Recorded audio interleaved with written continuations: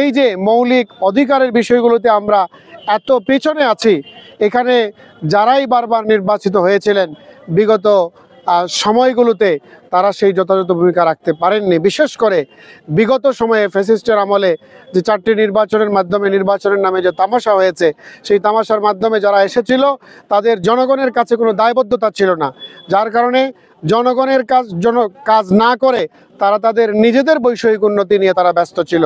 নিজেদের গাড়ি বাড়ি লাগবে, দেশে বাড়ি লাগবে, রাজধানীতে বাড়ি লাগবে, দেশের বাইরে বাড়ি লাগবে, সম্পদ তারা পাচার করেছে। এই অবস্থায় আমরা যত জায়গায় যাচ্ছি মানুষের কাছে ধারে ধারে জনগণ আমাদেরকে যেটা বলছে সেটা হচ্ছে আমরা এই আগের মতো নেতৃত্ব এখন আমরা চাই না, সম্পূর্ণ পরিবর্তন চাই।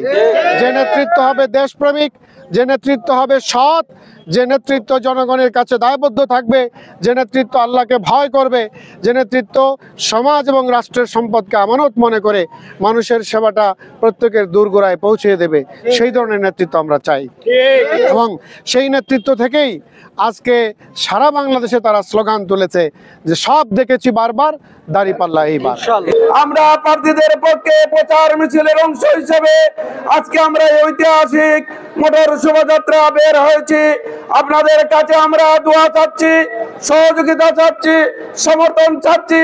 আপনাদের দোয়া পেলে, আপনাদের সহযোগিতা পেলে আমরা ইনশাআল্লাহ বাংলাদেশকে একটি সুন্দর একটি দেশ গঠন করার জন্য, সোনার বাংলা গঠন করার জন্য আমরা আপনাদের পাশে থাকবো ইনশাআল্লাহ।